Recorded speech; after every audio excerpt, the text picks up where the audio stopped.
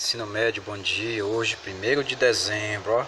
Eita, acabando esse ano de pandemia. Esperamos que no próximo ano a gente se veja mais ao vivo, né, pessoalmente, do que simplesmente por aula à distância. Mas veja bem, os nossos assuntos, não é porque estamos à distância que você vai precisar ficar com dúvida não, viu, gente? Qualquer coisa aí você coloca no comentário que a gente vai e responde.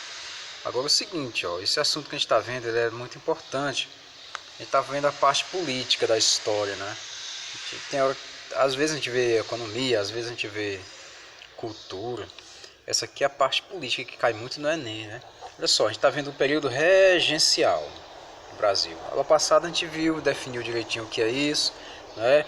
A gente viu que o Brasil teve um regime de governo chamado de monarquia, e que Dom Pedro I não poderia assumir mais o Brasil. Ele desistiu e deixou aqui seu filho também chamado Pedro II, né? Só que Pedro tinha apenas 5 anos de idade, não poderia assumir o Brasil. Então o que ocorre? O Brasil foi governado por regentes, tá bom? Então por isso que chama de período regencial, esse período que a gente está vendo aqui agora. A gente vai ver hoje as revoltas provinciais, tá? O que são essas revoltas provinciais? O nome já está dizendo, são confusões, são desacordos, são, digamos assim, crises acontecidas aonde?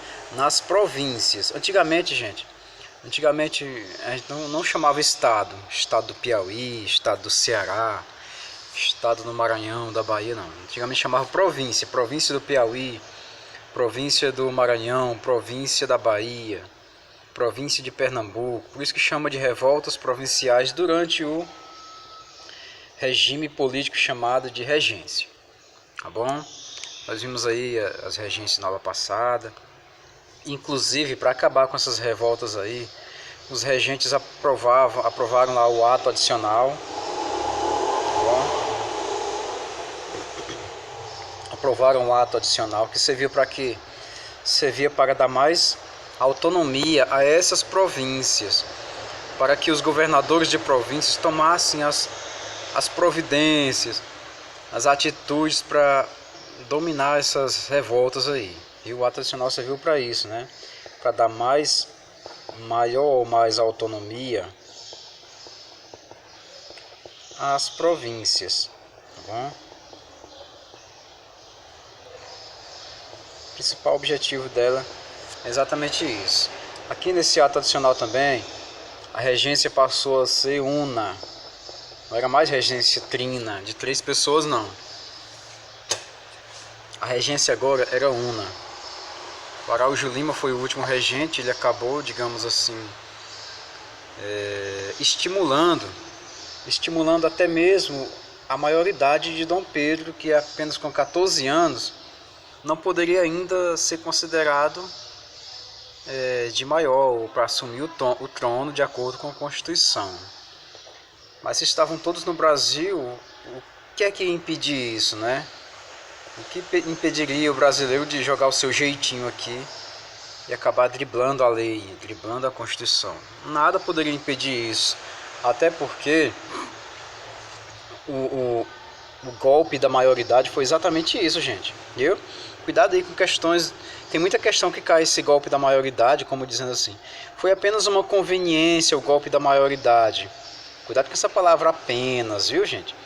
Na verdade, o golpe da maioridade foi essencial para que o pessoal das regências tentassem acalmar os ânimos nas províncias e manter a unidade do Brasil, manter a unidade nacional. Não que Pedrinho tivesse tanto poder assim, mas um dos problemas das províncias é exatamente esse. As pessoas não queriam mais ser governadas por regentes e exigiam, de acordo com a lei, um governante, ou seja presidente, ou seja rei, seja o que fosse, para facilitar, digamos, as negociações no Brasil, né?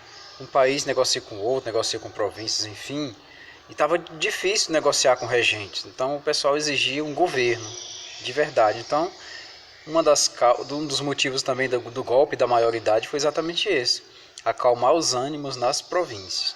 Vamos ver quais foram essas revoltas provinciais, tá bom?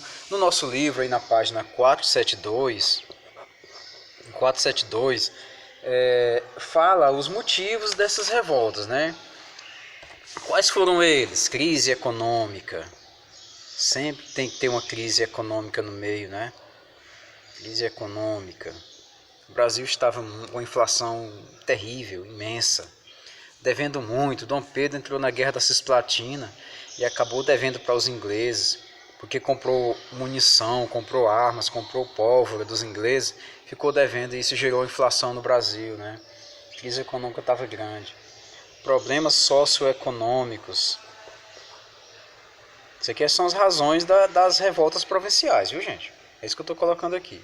Problemas socioeconômicos. O pessoal passava necessidade, o pessoal do Pará, de Pernambuco, do Maranhão, muitos passavam necessidade e precisavam fazer alguma coisa, né? Só ficar olhando calado não, né? Então eles começaram a se revoltar.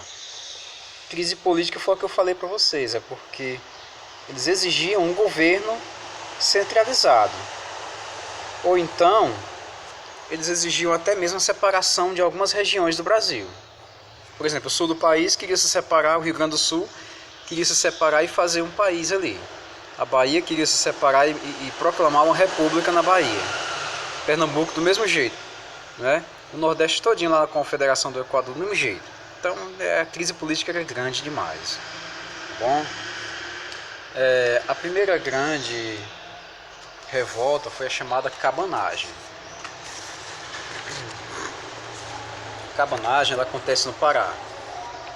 Ela foi um movimento de cunho popular, porque teve muitas pessoas simples lutando por direitos fundamentais, como direito à vida, direito a participar mais da política local, direito a não pagar tanto imposto aos donos de terras, não ter nenhum retorno, salário baixo, né?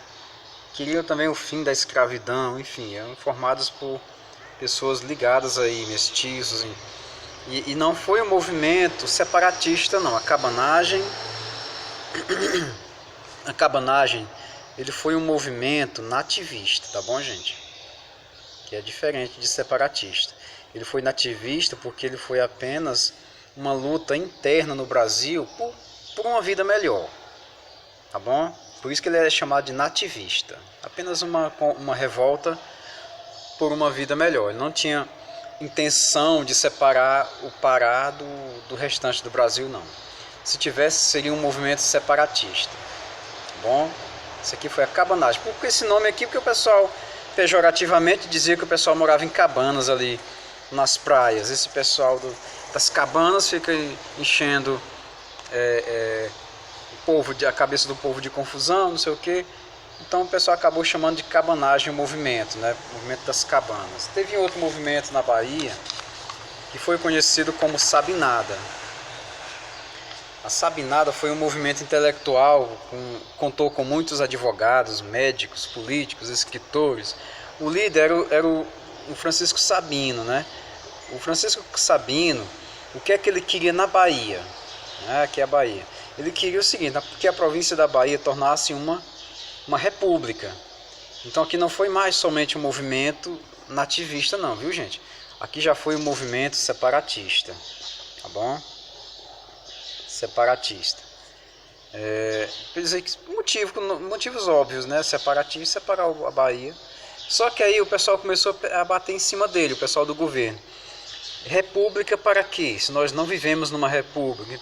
Aí o Sabino até argumentava que ia proclamar uma república na Bahia até o Dom Pedro atingir a maioridade. Depois a Bahia retornava a ser um pedaço importante do Brasil. Só que o pessoal do governo não acreditou, é claro, né? Então isso aqui deixa bem clara a intenção do Francisco Sabino: ter um presidente, ter um governo centralizado que tome decisões em vez de uma regência. Eles não queriam um regente, queriam um governo de verdade, né? Então esse movimento ele foi digamos, sufocado pelo governo. O governo atingiu ele fortemente esse movimento, prendeu líderes, fuzilou outros. Os mais importantes pagaram multa. Como no Brasil sempre tem essas coisas, né? De uns saírem, se safarem, saírem pagando indenização. O movimento Sabinada não teve futuro não, apenas foi no campo das ideias, certo? Teve também a balaiada aqui no Maranhão, que contou com o apoio de vaqueiros, inclusive vaqueiros do Piauí, certo? Essa balaiada foi, digamos assim, um movimento organizado por populares. Balaio quer dizer um artesão, um produto de artesanato, um balaio com uma tampa, e o pessoal começou a chamar eles de um movimento de balaiada, até de certo modo pejorativamente. Eles não se chamavam de balaiada, não. O pessoal depois chamou de balaiada, né? Então, esse movimento aconteceu no Maranhão devido à crise econômica da região. O algodão do Maranhão, por exemplo, estava difícil de competir com o algodão dos Estados Unidos, que era mais forte. Então, o pessoal aqui, mesmo assim, colocava o povo para trabalhar dia e noite no pesado e não tinha renda suficiente para todo mundo. Então, o pessoal começou a se revoltar. E também não foi uma coisa de separatista não, viu, gente? Ele foi um movimento nativista, certo? Foi um movimento por direitos fundamentais, apenas direito à vida, direito a dias melhores, né? Enfim, a balaiada foi um grande golpe no governo. O governo começou a pensar, olha, está tendo muito movimento, esse pessoal está muito irritado, não sabemos o que vai acontecer no futuro. Futuramente vai ser o seguinte, é pegar logo, colocar uma coroa na cabeça do Dom Pedro e acabou a conversa, não tem jeito, né? Mas de qualquer maneira os balaios também foram sufocados pelo governo. Aqui é mais para a gente compreender o sentido desses movimentos, não é para dizer assim, movimento tal ele é importante, ele teve uma revolta assim significativa. Não, eles simplesmente foram movimentos ocasionais ali durante o período regencial do Brasil, como a Guerra dos Farrapos, por exemplo. Não era mais tão nativista assim, eles eram mais separatistas também. Separatistas, né? Porque é o seguinte, o pessoal do Rio Grande do Sul, os fazendeiros, estavam se dando muito mal com a concorrência do Uruguai e de outras regiões que também tinham carne para vender. E o governo não ajudava, eles queriam a ajuda do governo, para que o governo auxiliasse ali eles na compra da produção, e o governo não ajudou. Então os fazendeiros começaram a se organizar para separar o Rio Grande do Sul, juntamente com Santa Catarina, e formar um país chamado República do Piratini. Nessa farroupilha, ou Guerra dos Farrapos, que é a mesma coisa, viu, gente? Lutou um memorável revoltoso aí, o chamado Giuseppe Garibaldi, o mesmo lá da unificação italiana. Ele veio para o Brasil, lutou, não deu muito certo, voltou para seu país, Itália, e lá deu certo lá o movimento de unificação. Foi muita guerra, passaram-se aqui muito tempo aqui brigando, 6 anos mais ou menos, lutando para separar o Rio Grande do Sul. Coisa que não aconteceu, né? O governo também sufocou o movimento. Quando não tinha mais como sufocar o movimento, o governo negociou com fazendeiros e tudo ficou na paz. Foi mais uma coisa de negociação política para, digamos, não ter mais tanta confusão, tanto negócio. Foi mais assim um negócio de elites, né? Foi uma negociação, um acordo entre elites. Não teve nenhum abafamento de caso também não. Teve muita morte, mas o resultado final foi só esse agravamento de elites e fazendeiros do Rio Grande do Sul. No mapa da página 473, nós temos aqui com exatidão os locais dessas revoltas aí, como a Cabanagem, essa parte laranja, né?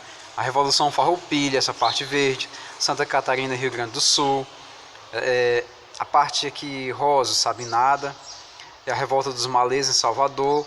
A Revolta dos Malês também é interessante, que apesar da Sabinada, houve a Revolta dos Malês, que foi contra a repressão aos escravos. A revolta dos malês, muitos escravos eram islâmicos, né? Eram adeptos do islamismo. E muitos desses adeptos estavam lutando pelo reconhecimento de seus cultos religiosos, né? Então, aqui em Salvador, aqui na Bahia, esses malês se revoltaram, foram para as ruas, lutaram muito, mas aí não teve jeito não. O governo dava um jeitinho de abafar a situação. A capital do Brasil era Rio de Janeiro. Do Rio de Janeiro saíam as ordens para eliminar os focos de revolta, né? E a balaiada, essa parte marrom aqui no Maranhão, certo? Então temos aqui as revoltas do período regencial, todas elas, incluindo a revolta dos malês. Malês quer dizer filhos de Alá, alguma coisa assim do tipo. É uma conotação, assim, uma denotação, digamos, simbólica, significativa, né? Aqui fala de todas a cabanagem, fala da farroupilha, fala essa parte que eu já acabei de explicar para vocês. Trocando em miúdos, é exatamente isso que eu falei. Não tem nada de fora do que eu falei para vocês não. Na próxima aula a gente vai fazer questões referentes a esse assunto aqui. Aí depois a gente entra no segundo reinado, tá bom? Ok, bom dia, se cuida, gente.